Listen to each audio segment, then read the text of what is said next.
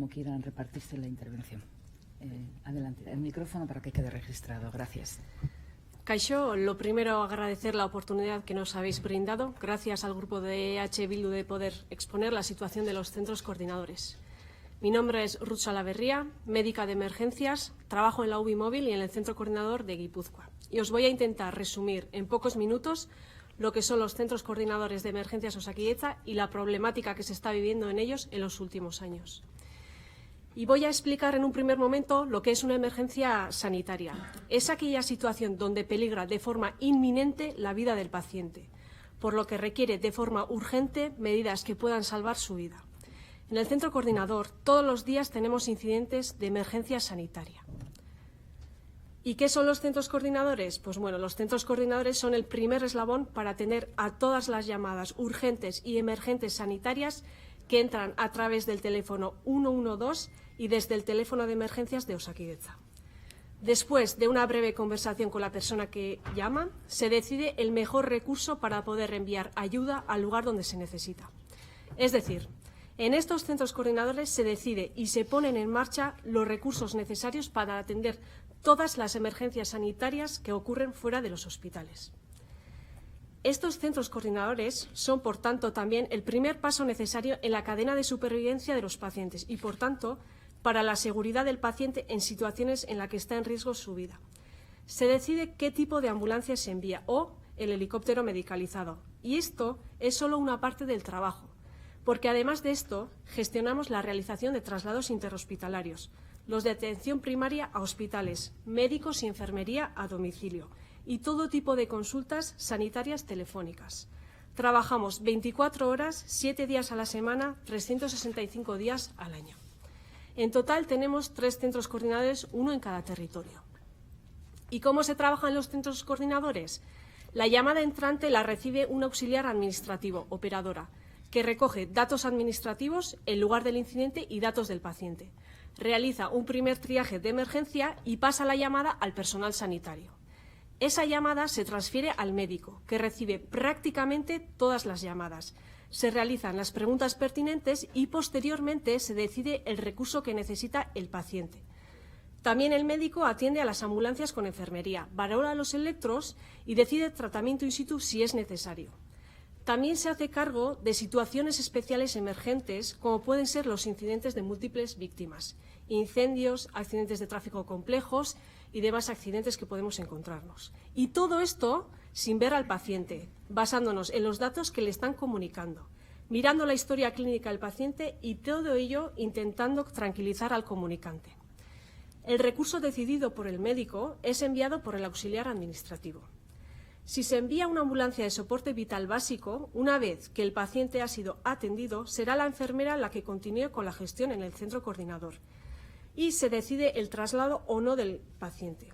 También enfermería gestiona los traslados interhospitalarios que pueden ser, por ejemplo, los ECMOs, el sistema de oxigenación por membrana extracorpórea, los neonatos que necesitan tratamiento en otro centro más especializado, pero también los traslados a hospitales desde los centros de atención primaria.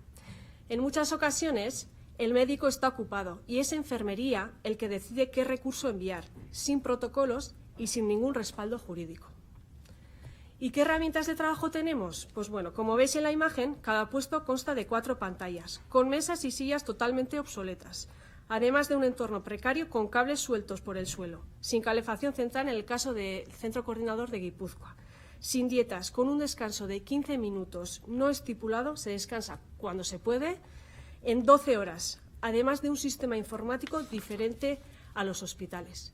Tenemos que abrir la historia clínica en otra pantalla, con el agotamiento mental pertinente y el aumento de riesgo de errores que ponen en peligro al paciente.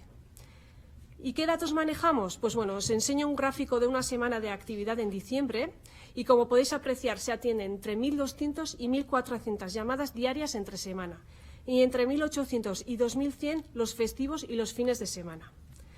Dada la falta de personal en estos momentos, muchas de las llamadas no se pueden atender inmediatamente, con el aumento de riesgo para el paciente y en otras ocasiones la llamada incluso no es contestada por falta de recurso y la llamada se pierde.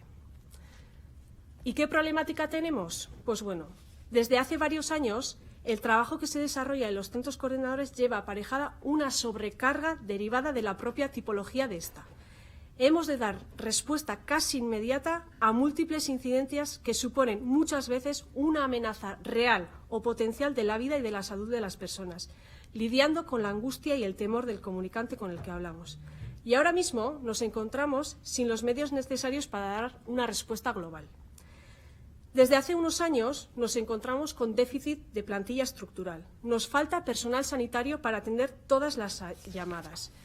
Se atiende una llamada cada 2-3 minutos solo en Vizcaya, con gente asustada, nerviosa y angustiada, a la que tenemos que dar respuesta en 2 minutos. Y todo esto con falta de cobertura de personal, que pone en peligro la seguridad del paciente. Además, a todo esto debemos añadir el hecho de que al personal sustituto no se le dan sus carteleras de trabajo hasta el día 26 para el siguiente mes. Y esto no es de ahora, llevamos así muchos años, lo que impide la conciliación familiar.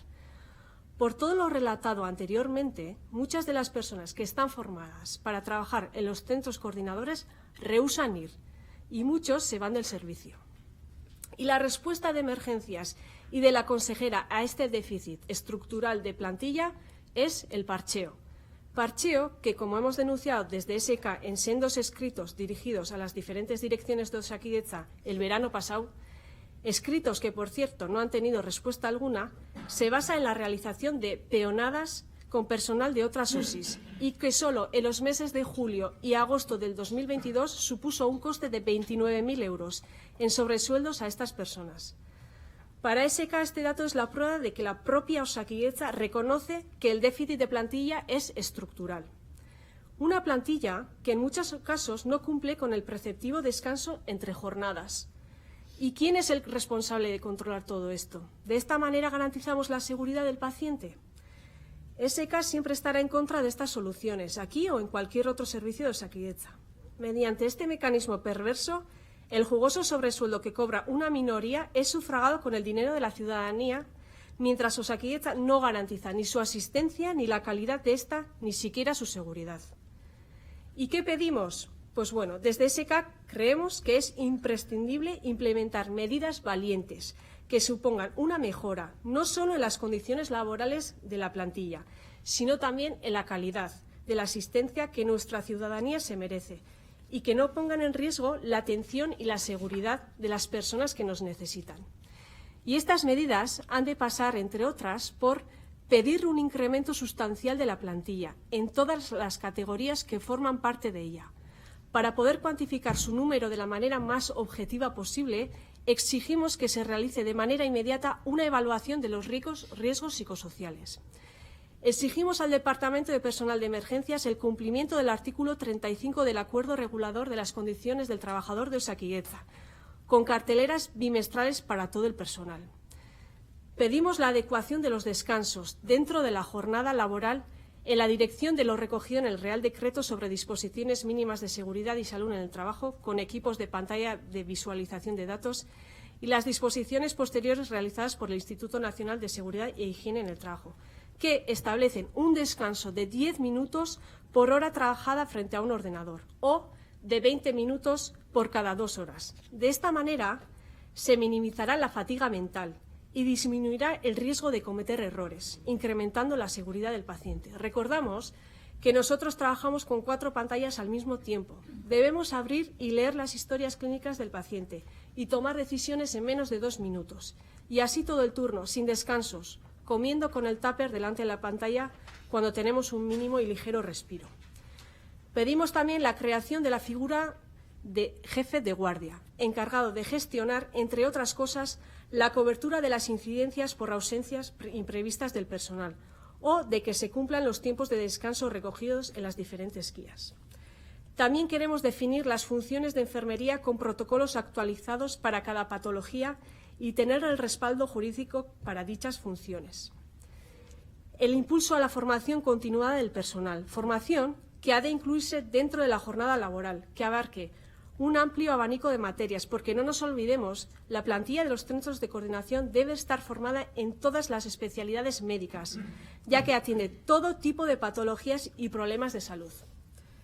En fin, para SK Está claro que se necesita un cambio radical en las políticas que son base de la gestión del servicio de emergencia con Osakidetza.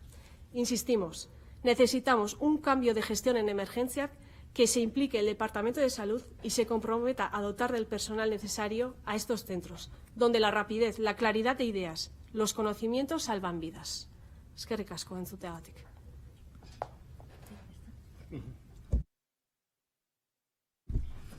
Pues gracias por